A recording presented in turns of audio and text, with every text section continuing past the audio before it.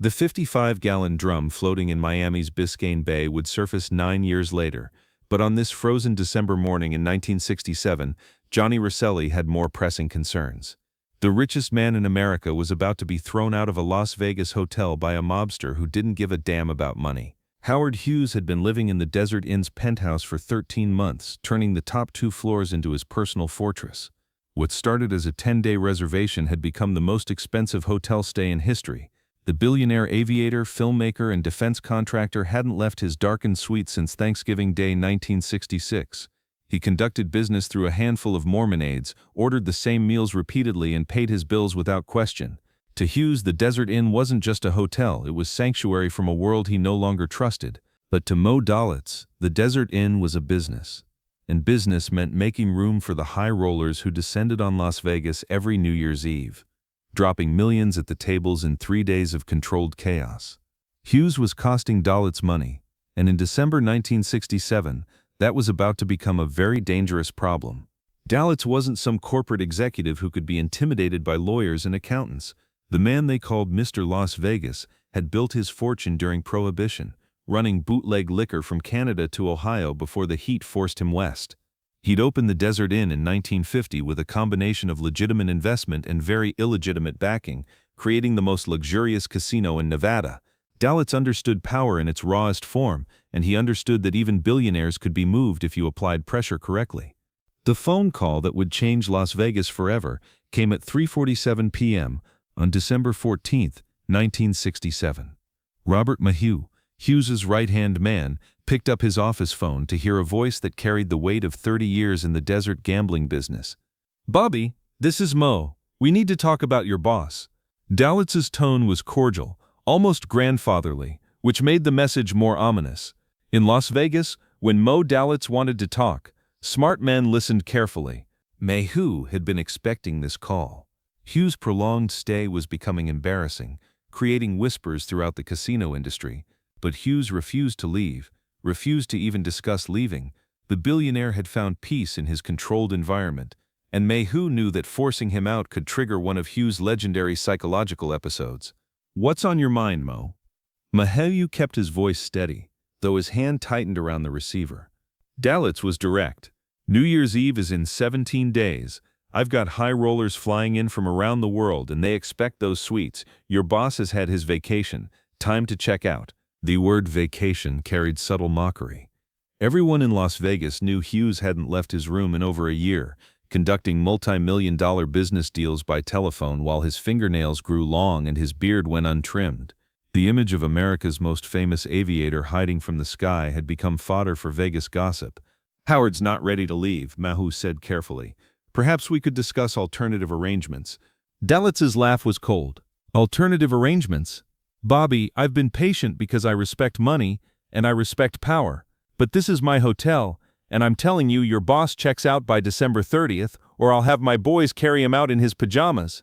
The line went dead. Moe stared at the phone, understanding immediately that Dalitz wasn't bluffing. The mob didn't make empty threats, especially not about their primary source of income. But moving Hughes against his will was impossible. The man commanded a corporate empire worth hundreds of millions, employed thousands of people, and held classified government contracts that made him untouchable to most forms of pressure. Most forms, but Moe Dalitz had methods that went beyond corporate structure and government connections. That evening, Moe drove to Hughes's penthouse to deliver the ultimatum personally. The elevator ride to the 9th floor felt longer than usual, each floor marking another step deeper into a crisis that had no obvious solution. Hughes's Mormon guards nodded respectfully as Moe passed through the outer security room, but he could see tension in their faces. Word was spreading through the organization that something was brewing. Hughes was sitting in his favorite chair, illuminated only by the blue glow from 3 television screens playing simultaneously. His hair had grown past his shoulders, and his beard reached nearly to his chest. He wore the same white shirt and dark slacks he'd worn for the past month, cleaned nightly by his aides while he slept. "Howard, we have a situation," Moe began, then explained Dalitz's demand. Hughes listened without interruption, his piercing blue eyes never leaving the television screens. When Moe finished, Hughes was quiet for nearly 2 minutes. Finally, he spoke without turning his head. "I'm not leaving. This is the first place I've felt safe in 10 years. Arranged to buy the hotel. Maheu blinked. Buy the Desert Inn? All of it. The building, the land, the operations, everything. Make Dalitz an offer he'll accept. Howard, even if Dalitz wants to sell, which he probably doesn't, this place is worth millions. The negotiations alone could take months. Dalitz wants you out in 16 days. Hughes turned then, fixing Maheu with that intense stare that had intimidated senators and generals. Then find someone who can make it happen faster. Find someone Dalitz respects more than money. In 1967 Las Vegas, there was only one man who commanded that kind of respect from Moe Dalitz, and that man owed his life to Robert Maheu. Johnny Roselli was having lunch at the Sands Hotel when Maheu's call came through. The two men had a history that went deeper than most people in Las Vegas knew, a shared secret involving poison pills, Cuban exiles, and the CIA that bound them together more securely than any contract. When Maheu said he needed a favor, Rosselli listened. "I need you to talk to Dalitz," Maheu explained. "Hughes wants to buy the Desert Inn, and we need to make it happen before New Year's Eve." Rosselli set down his fork, the implications running through his mind like calculations on an adding machine. Hughes buying the Desert Inn would shift the entire power structure of Las Vegas. It would mean legitimate money flowing into properties that had been built with mob backing, potentially changing everything about how business was conducted in the desert. "That's a complicated conversation, Bobby. Moe's not just some hotel owner. The Desert Inn represents 30 years of very careful investment by very serious people. I know who's behind Dalitz, that's why I'm calling you." Rosselli smiled, though Maheu couldn't see it through the phone. In Las Vegas, reputation was currency, and Rosselli's reputation was built on his ability to solve problems that couldn't be solved through traditional channels. He was the man both sides called when impossible negotiations needed to happen. "I'll talk to Moe. But Johnny, you need to understand, if Hughes is serious about this, it's going to cost him more than just purchase price. There are people who've been making money from that property for a long time. They'll need to be compensated for their cooperation. How much more? Hard to say until I know who all the interested parties are. But Bobby?" Rosselli's voice dropped lower. "Make sure Hughes understands that once this starts, there's no backing out. Some conversations can't be undone." That night, in a booth at the back of Caesar's Palace, two men who had shaped Las Vegas since its early days sat across from each other, negotiating the most important real estate deal in the city's history. Moe Dalitz ordered his usual prime rib, medium rare, with a side of respect for the complexities of desert business. Johnny Roselli stuck to scotch, and the kind of smile that made smart men cautious. Both understood they weren't just discussing a hotel sale, they were reshaping the future of American gambling. "Howard Hughes wants to buy the Desert Inn," Rosselli began, cutting straight to the point. "Cash deal, quick close, no questions asked." Dalitz chewed slowly, thinking, "Hughes, huh? The crazy billionaire who hasn't left his room in a year? The defense contractor who employs half of Nevada and has more money than most small countries. Same guy." Dalitz set down his fork. "Johnny, the Desert Inn isn't just real estate. It's the heart of everything we've built here. Changing ownership means changing relationships that go back decades." Rosselli nodded. This was the core of the problem. The Desert Inn wasn't just owned by Dalitz. Hidden partners had invested money, provided services, and expected returns. The Chicago outfit, various pension funds, and individual mob figures all had pieces of the operation. Selling to Hughes would require their approval, and mob approval always came with a price. "What if everyone gets made whole?" Rosselli asked. "What if Hughes pays enough that all the interested parties walk away happy?" "How much is Hughes thinking?" Rosselli had done his homework. The Desert Inn's official value was approximately $6 million, but Rosselli knew the real number. The amount it would take to satisfy everyone who mattered was much higher. 13 million. 6.2 in cash for the property, 7 million in loans to cover the additional considerations. Dalitz whistled softly. Even for Howard Hughes, 13 million was serious money.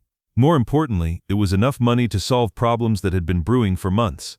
The federal government was increasing pressure on Las Vegas casinos, investigating skimming operations and mob connections. A sale to Hughes would provide clean money and eliminate some very unwanted attention. 13 million would work, Dalitz said carefully. But Johnny, Hughes buying the Desert Inn is just the beginning. If he's serious about Las Vegas, there are other properties, other opportunities. The Sands is for sale. The Frontier might be available. We could do a lot of business with a man who has Hughes's resources. Rosselli saw the bigger picture immediately. This wasn't just about one hotel, It was about legitimizing Las Vegas, bringing in corporate money to replace mob investment, creating a new model for the gambling industry. But it was also dangerous. Hughes's involvement would bring government scrutiny, regulatory oversight, and publicity that the current casino owners had spent years avoiding. The mob had prospered in Las Vegas precisely because they operated in shadows, skimming profits and avoiding taxes. Hughes represented the opposite: corporate transparency, government contracts, and the kind of legal scrutiny that could destroy carefully constructed financial arrangements. "There's one more thing, Moe," Rosselli said, finishing his scotch. "Hughes wants to close this deal by December 30th, 16 days. Dalitz laughed, but there was no humor in it. 16 days to restructure ownership of a $13 million property, get approval from partners in 4 different cities, satisfy government regulators, and complete legal documentation that usually takes 6 months? Johnny, even you can't work that kind of magic." "Actually, I can. But it's going to require some very creative paperwork and some very understanding regulators. The kind of understanding that costs extra." They both knew what Rosselli meant: bribes, favors, and pressure applied in exactly the right places. The Nevada Gaming Commission would need to approve Hughes as a casino operator, which meant background checks, financial reviews, and regulatory hearings. Normally that process took months, but with the right encouragement, files could be expedited and hearings could be scheduled quickly. "How much extra?" Dalitz asked. "Maybe another $1 million. Spread around to the right people, ensure the right doors open at the right times." Dalitz considered this. 14 million total, more money than most people could comprehend in 1967, but also enough to solve problems that money alone couldn't usually fix. It would allow everyone involved to walk away wealthy, clean, and legally protected. "I'll make some calls," Dalitz said finally. "But Johnny, I need something from you. I need your word that Hughes is serious, that he'll follow through, and that this isn't some psychological game from a man who hasn't left his hotel room in over a year." Rosselli's smile never wavered, but his eyes grew cold. In Las Vegas, a man's word was the only currency that truly mattered, and Rosselli had built his reputation on promises kept and threats delivered. "Moe, I've known Hughes since we were both young men in Hollywood. I've seen him build companies, break competitors, and survive scandals that would have destroyed anyone else. He's not crazy, he's careful. And he's not playing games, he's planning to own Las Vegas." That last sentence hung in the air between them, carrying implications that both men understood perfectly. If Hughes was serious about Las Vegas, if he was planning to buy multiple casinos and bring corporate money to the desert, it would represent the biggest shift in American gambling since Nevada legalized casinos in 1931. Dalitz extended his hand across the table. "Then let's make some history."